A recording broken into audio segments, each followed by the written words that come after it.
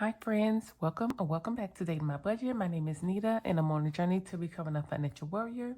I'm giving myself financial options with the help of zero-based budgeting, the cash envelope system, and savings challenges.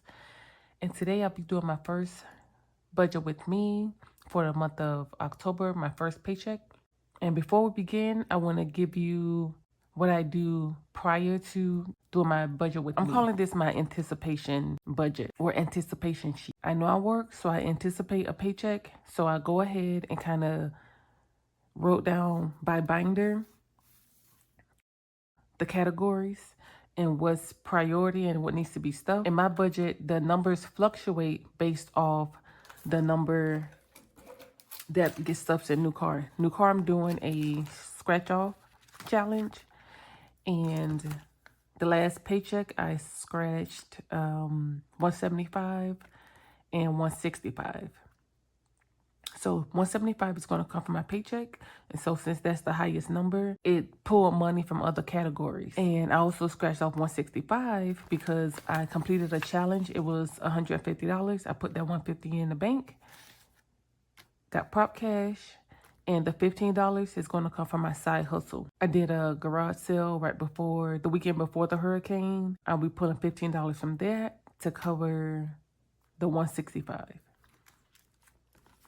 But so for me, that's what causes my numbers for my categories to fluctuate. But with that being said, this I have to kind of pre-plan. Every dollar is assigned before I even get into here. For me, this helps because it keeps me in plan mode, anticipation, but like being prepared. I've always done this since the beginning of my journey. So I'll have that off to the side to make sure I'm writing the correct numbers.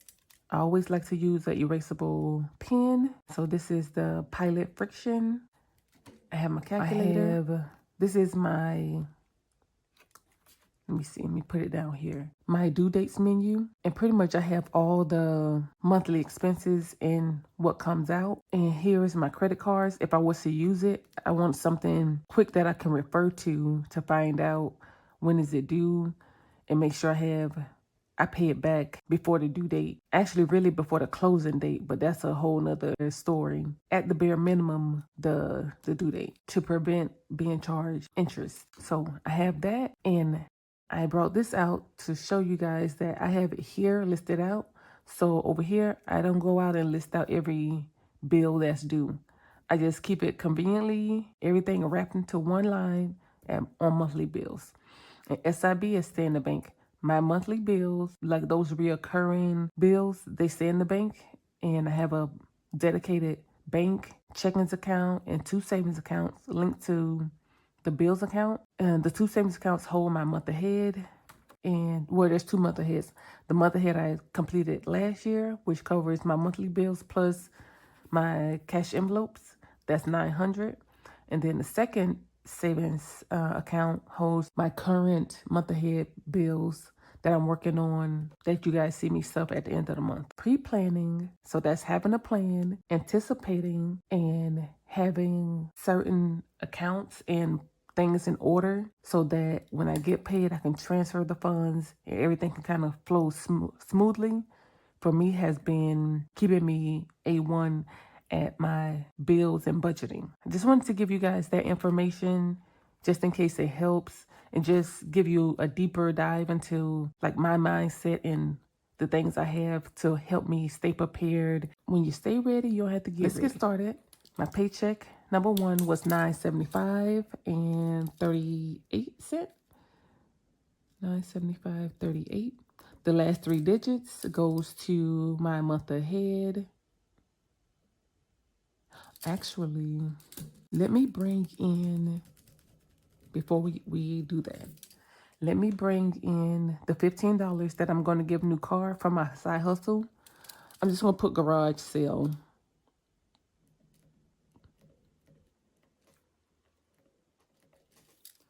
So that's 15. So 38 cents.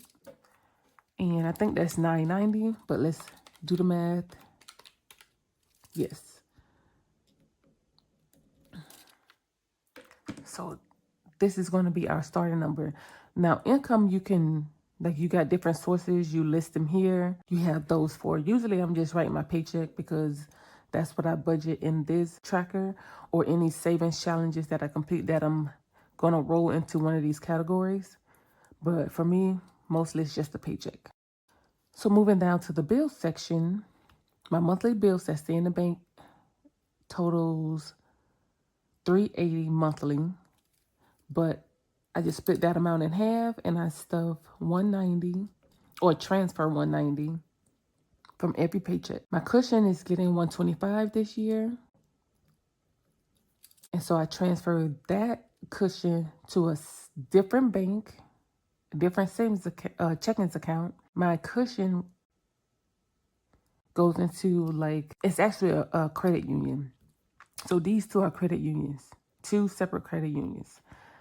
And the cushion is transferred into the checking, and I walk around with that debit card. I have a debit card for my bills account, but I keep it locked away. I don't need it. I'm not planning to spend from it. This is the only debit card I walk around with exception, any side hustle income goes to another credit union. So there's 3 credit unions we're working with. Does one person need that many? No. But the majority of these credit unions and banks, I opened them and they had some type of $300, $350, $400. I just kept them. I made them work for me. It's kind of been good because I've been able to, for my CD ladders, I've been able to compare those banks and credit unions to find the best CD rates. I feel like if I didn't have them, I wouldn't have that firsthand, just log in and check out the information.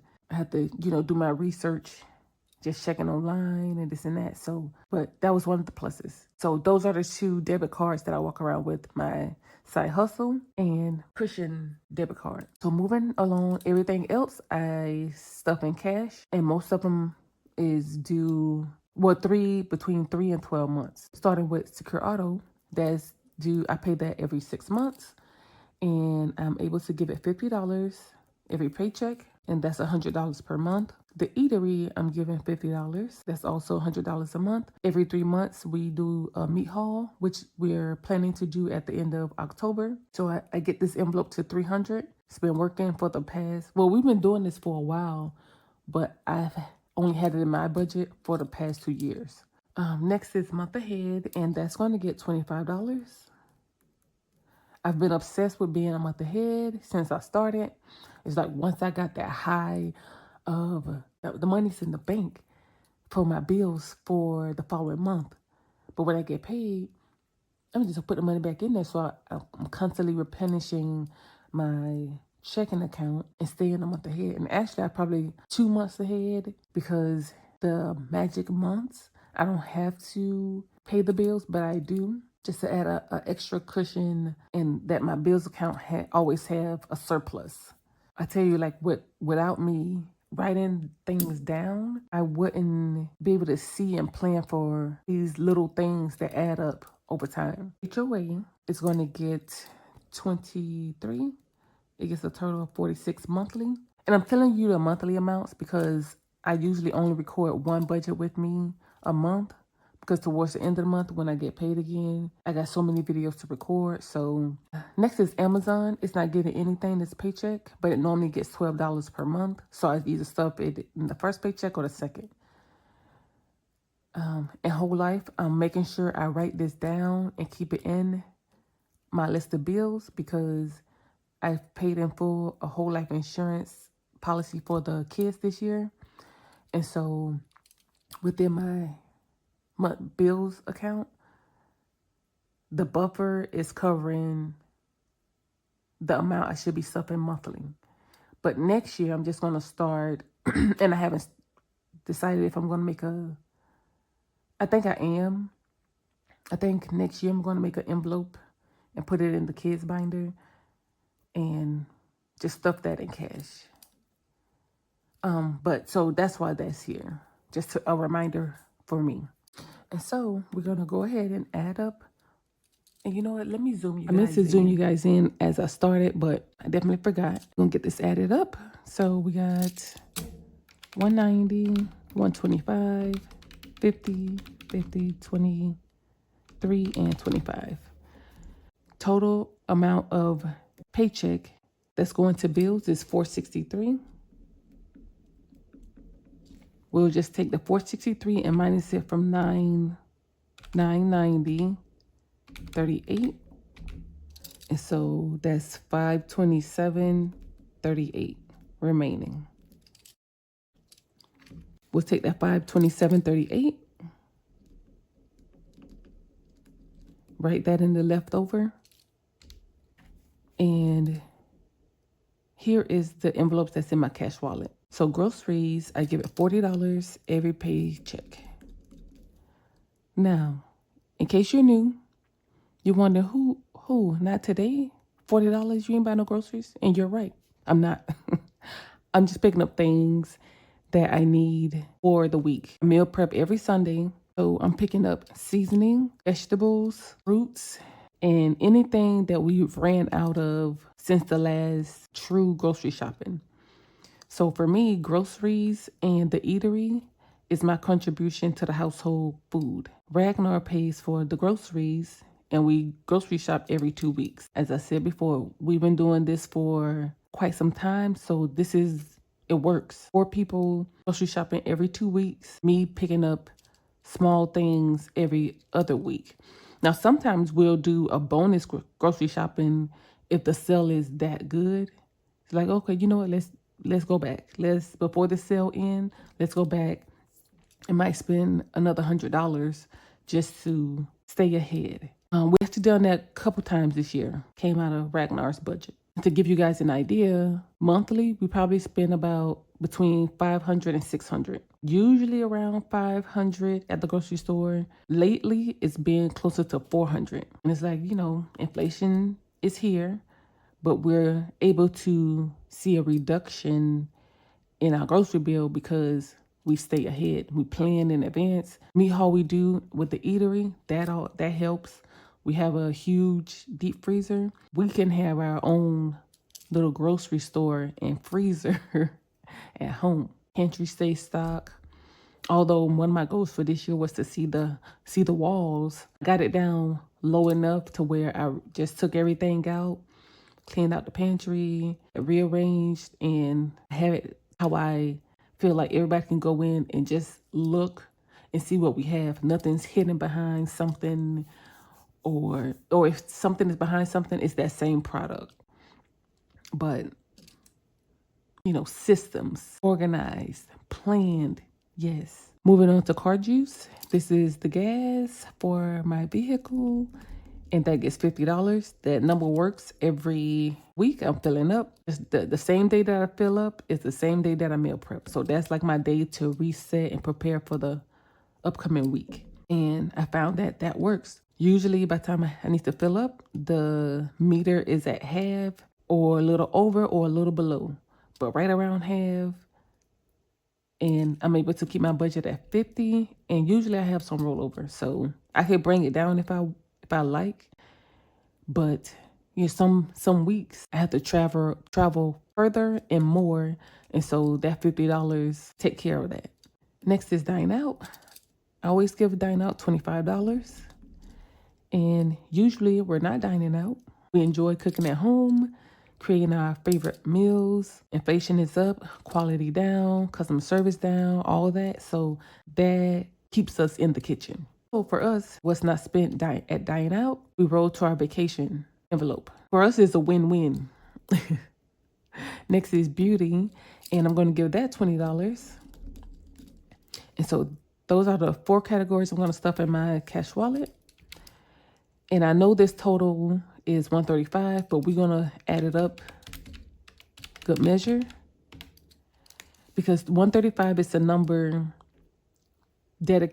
amount dedicated for my cash envelopes. I feel like I don't need any more than that.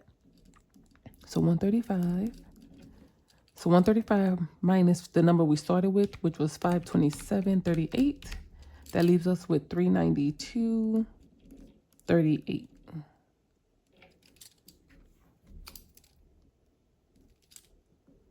All right, so we are over here to the sinking funds. I love to watch these sinking funds grow. So we got $392.38. So wellness is getting $23. This is for my supplements. Usually I say my supplements, but the kids take supplements as well. Vitamins. Take a couple herbs that I take, but it's like what I take, they take. Not everything, but I don't really have to buy extra because I'm sharing it. It's already, it's all wrapped in. But that's what we're doing with wellness for the most part. School aid is the kids back to school. And this paycheck is going to get $25. I need to print the tracker I'm going to use. I like to see the progress. And then birthdays, gift celebrations, that is getting $2 whole this paycheck.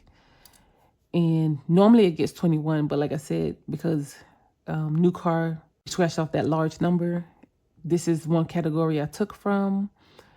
And then not only that, I had to make room for Christmas. We're starting to stuff Christmas again. We got it fully funded back in July. We fully funded Christmas for 2024. And so now we're going to start stuffing for 2025. I set a goal at $1,000 for Christmas. And so if I stuff $42 every paycheck, like I like to have my Christmas fund ready and available. Really, it's by July. But I'm trying to give myself a full 12 months.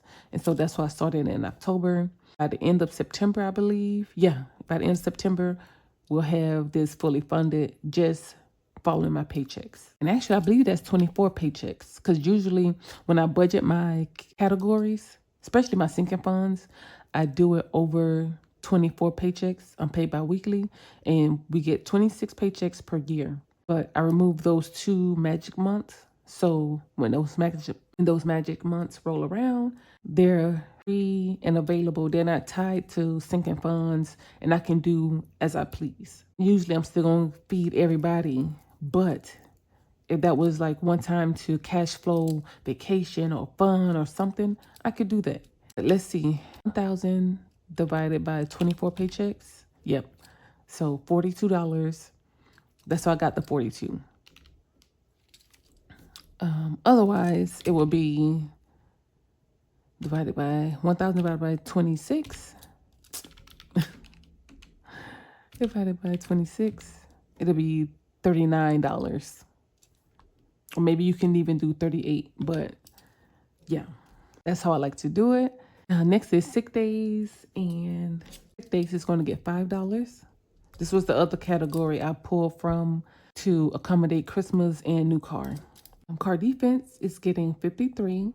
I am doing a 52-week paycheck, 52-week challenge to cover my car emergency. The 2 that shows defense, that's my car emergency, home emergency. And for me, I wanted to make sure I have really like 3 emergency funds: car, home, and then rainy day. So rainy day can take care of anything that's not home or car.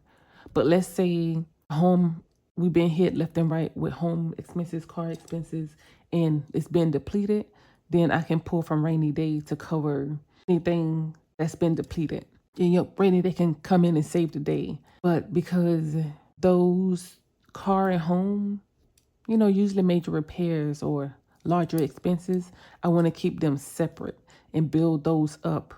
So I have a separate emergency fund for those categories. So that's my thought process, and that's why I keep them separate. So every year I plan to save at least $1,000 for car emergencies. And so far, so good. I have an older car, planning to get a new car. And once I get a newer vehicle, I'll reduce how much annually I'll save to car defense, probably drop it down to $500. Just going over the expenses I had in the past couple years, car repairs was like $600 yearly. So that included new tires, whatever engine problems came up. One year I had to replace the actual gas tank. It had a crack in it, leaking gas. Like the same day I smelt it, the same day I took it to the repair shop, and a couple days later, pay that bill. I try to plan things realistically. I know I have an older car, so if I'm saving a couple $100 a year, that's not gonna work. So you have data, you have information, receipts to help you the best number for certain categories. I increased Christmas, like I've been slowly increasing Christmas year after year after year. We're at 900 for this year, and next year we moved it up to 1,000. Next is the eatery. And no, you know what? The eatery should not be here. So we're going to just skip past that.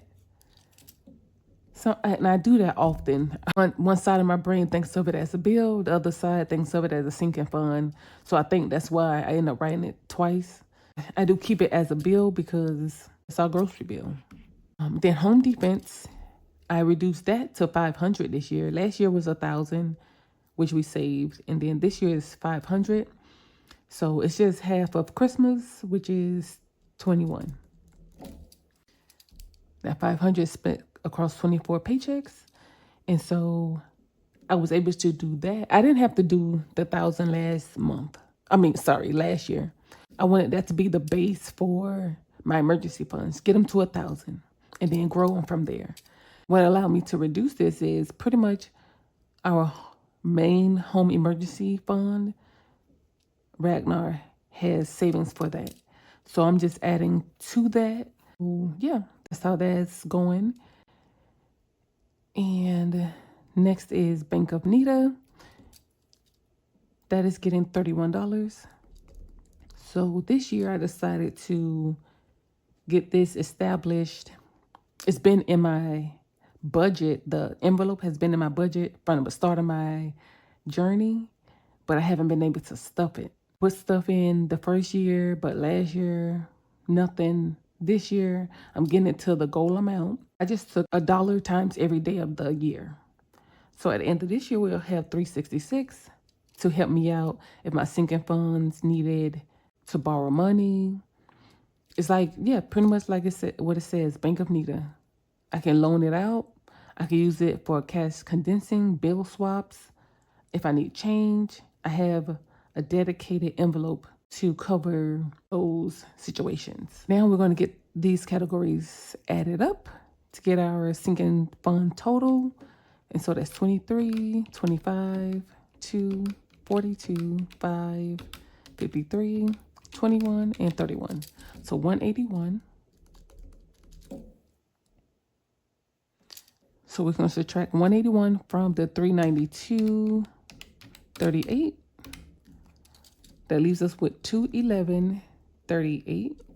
And we get to skip over extra debt, bring our total to 11.38. And so zero out gets the last 3 digits of my paycheck, which was 5.38. So we're just going to do this. 211.38 minus 5.38. Uh-oh, must have missed something. Because it should only be 190 left. Let me see. Hang on, you guys. I had to go back and do my math on my cheat sheet. And over here, I was $5 over. And so it's school aid. I reduced from 25 to 20. So we're going to change that. And it was the calculation that I did here that caused it to be off. So I must have missed something. But we're going to go add this up again. So we have 23, 20, 2, 42, 5, 53, 21, and 31. So we're at 197. So 197 minus 392.38. It's 195.38. So we can bring down that 195.38. And as we said, 195.38 minus the zero out, got the last 3 digits of my paycheck. That was 5.38. And new car is supposed to get 190. and that's what's left.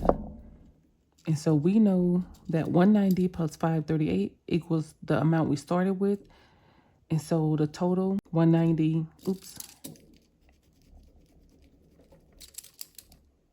195.38 minus that equals zero. Is my zero-based budget for this paycheck.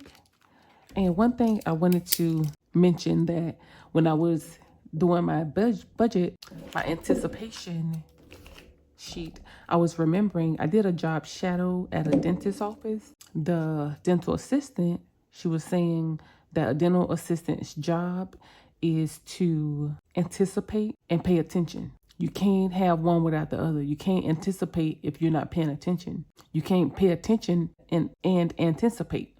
And so that made me think that that's the same thing for the budget. Like, to stay in it, like to keep you grounded and rooted in your budget. You anticipate your paycheck because you go to work. But sometimes we get lost and not pay attention to how we spending, where the money's going. So you need to pay attention to where your money's going and where it needs to go, and anticipate that paycheck and allocate those dollars so you know where your money went and you're not wondering where it's going. That to me is why I stick with zero-based budget. In a previous video, I mentioned try some things, see what works for you, and go from there. Because your budget can change weekly, daily, if it needs to. If you're learning new stuff and you want to try it immediately. Because a lot of information I get, I'm making changes, and usually I'm doing it on here. I'm making changes, or if I realize something is priority over another thing, I could go ahead and write that out and pre-plan it. So the pre-planning is done. I can forget about it. I don't have to worry about it. I can forget about it. I can keep it moving. And so for me, that's just, my anticipation sheet. And I was over here jotting down stuff when I was figuring out where the heck the $5 came from or what's over. As you see here, like school aid is kind of planned out. And then holidays, I want to start saving again for holidays. So I have that here.